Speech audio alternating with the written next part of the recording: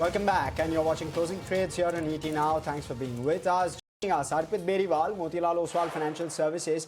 Kunal Bothra, of course, continues to be with us. Arpit, talk to us about how you're looking at the market today. Defense seems to show some bit of resilience on the back of the gains that it saw yesterday. Before I come to defense, your take on the Nifty Bank. Very good afternoon to all. So if you see from our overall market perspective, Nifty has been consolidating from last almost the entire day. But if you look at the weekly structure, definitely there is negative formation, lower highs, and strong bullish candle was seen. From last few days, slowly, steadily, Nifty is inching higher from 23,850 to 24,100 levels. So overall, if I see, overall the base has shifted higher. Now immediate support for Nifty is around 23,850 levels, whereas on the upside 24,200 and then 24,444 would be the level to watch out for. So overall, looking from a weekly perspective, our bias would be positive till Nifty closes above 23,950 levels for an upside move towards 24,200, 24,444. Whereas if we talk about Bank Nifty has been a star outperformer. So if we see Bank Nifty is relatively, the structure on weekly time frame is very strong, and the daily time frame also after a 3-day consolidation today it gave a range breakout of 57,600 levels.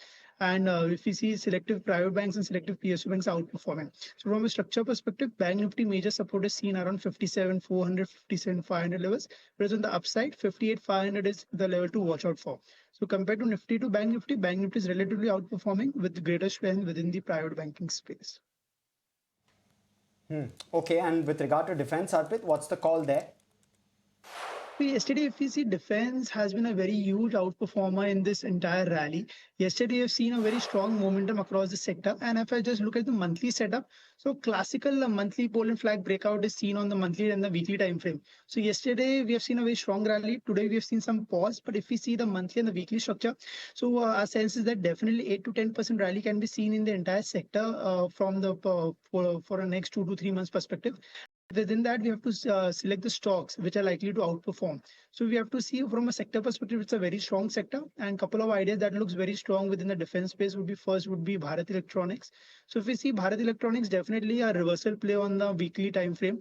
So kind of a double bottom pattern on the weekly time frame, turning from its major support zone of 405 levels. Slowly, steady, the stock can head towards 440, 450 levels. So BL looks good. Along with the second would be data pattern. So data pattern also, if we see very strong setup on the monthly and the weekly time frame. Yesterday, it has given a range breakout after almost a consolidation of 6 to 7 sessions. And looking at the setup on the monthly and the weekly time frame, we can see a good up move towards 5,000, 5,100 plus levels. So from a position perspective, data pattern and BL both looks good within the defense space. Okay, so those are some of the stocks that you are liking right now. Kunal, give us a reading on some of the top buzzers of the day. We're seeing some good moves coming in across the board for some sectors particularly, but if I have to be stock specific, from the Nifty 500, some very solid moves today coming in on names like Bata. We've been talking about that. KPR being a textile company. Redington on the back of this news that the iPhone may get expensive. Apple may be hiking prices, and because Redington is a producer, we're seeing a good uptick over here also. Anything looking good on the charts? These are some names that we don't discuss very frequently, but all of them are showing tremendous upswing in trade today. Yeah, I think what matters over here is that that these stocks are rising up on the back of very high or incremental amount of volumes. For example, Bata India, as we were discussing earlier, that the stock had seen a huge jump in terms of volumes. The earlier volumes for the stock was just about 5 lakhs, 6 lakhs on a daily basis. Today's volume so far, the stock has clocked already on the NSE of almost 80 lakhs. So that tells you the kind of volume-backed up move the stock has shown. I think it's a phenomenal move for the stock, and this could potentially be a signal of a major turnaround for the stock on the long-term basis.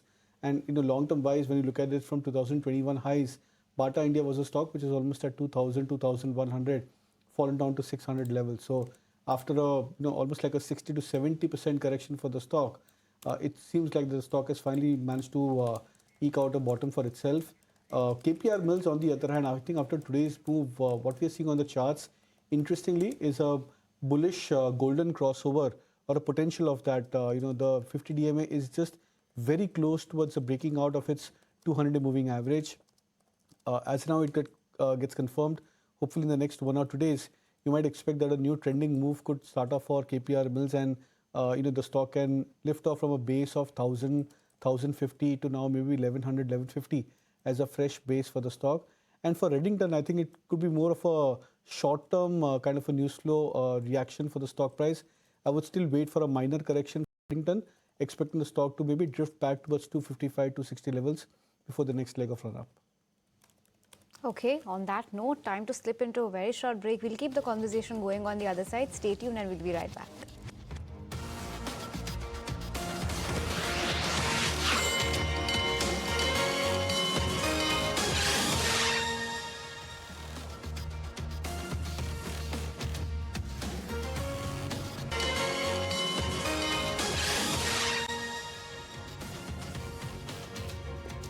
Welcome back, and we're joined by Ashi Anand at this point of time. IME Capital, Arpit Beriwal, of course, continues to be with us, and so does Kunal Bothra. Great having you. Ashi, with regard to consumption, I know you love some of the platform companies, and even now I'm guessing you find good merit in investing in them. But talk to us about core consumption. Within that, maybe FMCG, maybe consumer durables, there have been some of the buzzers over the last few weeks. Of course, Eternal as well, doing well. But give us a sense as to how you look at that pack and whether there's anything interesting which is cropping up over there for you.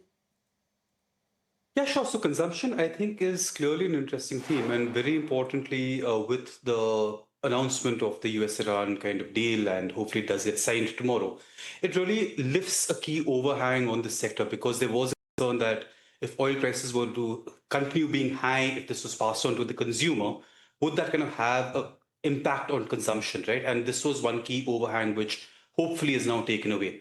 The reason we do like consumption is it's been a sector which has been largely subdued across most subsectors over the last couple of years. And what essentially had happened is a combination of inflation, higher interest rates, consumption spends diverted to other areas, home loans actually taking up a decent amount of the consumption basket with higher interest rates.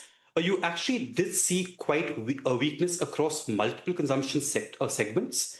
And over the last year, a combination of GST cuts, income tax cuts at the lower end, as well as interest rates actually starting to come down, is leading to kind of overall optimism for a general recovery in consumption across all segments. So be it FMCG, discretionary consumption is a space that we are looking at quite actively. We are kind of quite hopeful that after a couple of years of subdued kind of traction, consumption is a space that should be quite attractive, and you're already seeing some of the stocks start to move, but hopefully it is something which does sustain.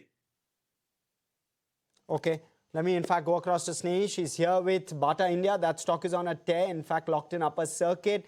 Company announces the appointment of Sanjay S. Rao as MD CEO, who has taken or has over 2 decades of experience leading major retail brands.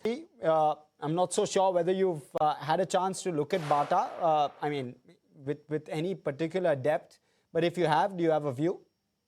Sure. So Bata has been something we've been covering for quite an extensive period of time. I think the fundamental problem with Bata has been that it's never really lived up to its potential. Now, it's just way too early to kind of indicate just because a new management is coming in, right? You don't kind of re-rate on the basis of a new management. You really need to see what the new management strategy is, and very importantly, the actual execution on ground. So yes, this is obviously a near-term kind of a reaction, but I think what is a lot more important is with the new management in place, if they actually do come in and actually help revive growth, which has been, I think, a constant struggle for almost 2.5 decades. It's back since 2003, 2004 that Bata has always come in with kind of promise of substantial kind of revival. It is a very strong brand, an extremely strong distribution network, in a fairly attractive segment, but we've not really seen performance up to its potential. It would be great to actually see the new management come in, see how they're planning to change that. And if that does actually change, yes, there's great potential, but just too early to say. Okay. Arpit, what's the take with regard to charts on Bata? See, Bata has been structurally in a downtrend. Apart from today's, if we see very sharp bounce back we have seen from the lower levels. So if we see on the weekly time frame, definitely today, if you look at the volumes, we have seen a sharp surge in volumes, and almost it gave a consolidation breakout of after last 15 weeks above 760, 770 levels. So from a bounce back play, if we see, we can see a move towards 800, 820 levels. But if I see from a structurally from a positional perspective, 850 is a major hurdle levels. Till it closes below 850 levels, the structure would be still in pain. But yeah, from an immediate basis, some move can be seen towards 820, 840 levels. 850 would be the level to watch out for to reevaluate that in the meantime. However, some bounce can be seen towards 840 levels. Okay, all right. Arpit, very quickly, I want to take your view with regard to a trend as well. While we're talking consumption, what's the take there? Because you've seen some decent moves on the stock price. I wonder what the stock is doing today. I want to quickly pull that one up as well. In fact, up 2.5% in trade. So strength there continues. What's the take on charts? So trend also, if we look at the monthly setup, definitely base formation is seen. And for last, apart from couple of months, we've seen the stock was in downtrend, but last few weeks have seen a very strong rotation from the lower levels. And if I see the weekly setup, a classical pole and flag breakout is seen above 3,000 levels. Look at the setup wise, some bounce can be seen towards 3,350, 3,400 levels. So on the cards, 3,400 would be the level to watch out for. Immediate basis, 3,050 would be the support zone. Okay, Arpit, thank you so much for joining us. We'll let you go on that note. Thanks for your views for the day of trade today.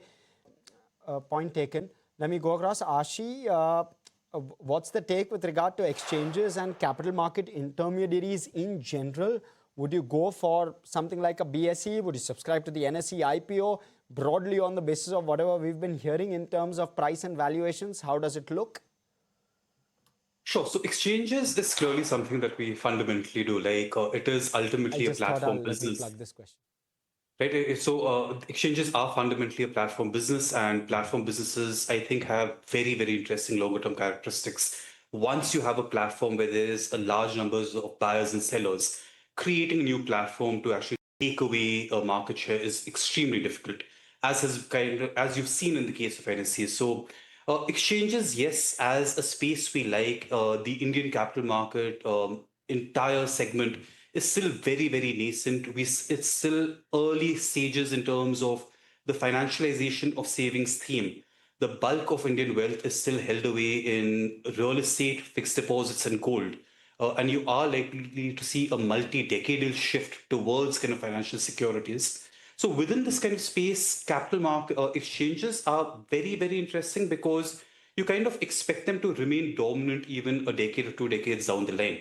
But that said, we also like most other kind of segments across capital markets, with I think the one key concern being just direct brokers because of SEBI's crackdown in kind of FNO. We don't know if this is now completed, and which keeps us a little cautious about the space. But otherwise, yeah, capital markets across segments looks very attractive, and I think it's really a structural call.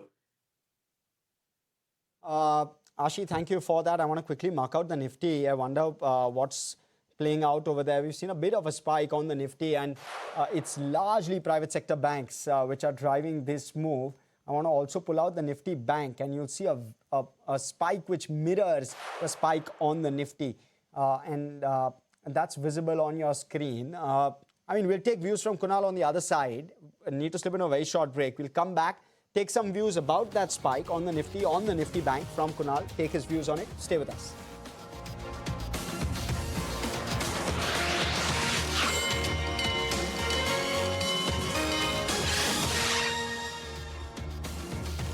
View there. I know that you have a strong view towards platform companies, but Nykaa is not only a platform, right? I mean, there's more to it. There's brick and mortar as well. There are growth levers there. There are margin levers there as well. How should one view it? No, so I think, like you said, we like platform companies. Within that, Nykaa is one of our core holdings, as it's a very large top 4 weight in our portfolio. I think fundamentally what you're looking at is, and this is across the space, and Nykaa is a beneficiary. If you're looking at the very, very strong growth outlooks, it's growing well ahead of all traditional consumer businesses. And this is part of a multi-year value migration from traditional businesses towards new age digital platforms. We believe that new age digital platforms are just better served to serve consumer needs, be it across fashion or kind of retail, be it across financial services, be it across recruitment, just across all platforms. Your new age digital tech firms are where the economy is moving, especially as kind of younger generations start getting into the consumption class. We actually believe that this trend will sustain. So if you look at kind of Nykaa's very strong growth outlook over the coming years, this is actually supported by this larger macro trend, and this is something that we really believe is pretty much the theme of the decade, and not just for Nykaa, but pretty much for most digital platforms, and which is what makes us so positive on this entire space. And just on the context of kind of Nykaa also having physical presences, a lot of that is kind of supported by its online presence. So yes, it's omni-channel, but digital still is a very, very large and important part of the overall piece, and which is why for us it still is a kind of a traditional digital platform. Okay, Ashi, with that, thank you so much for your time and for sharing your views with us. Kunal, we'll let you go as well. Thank you both.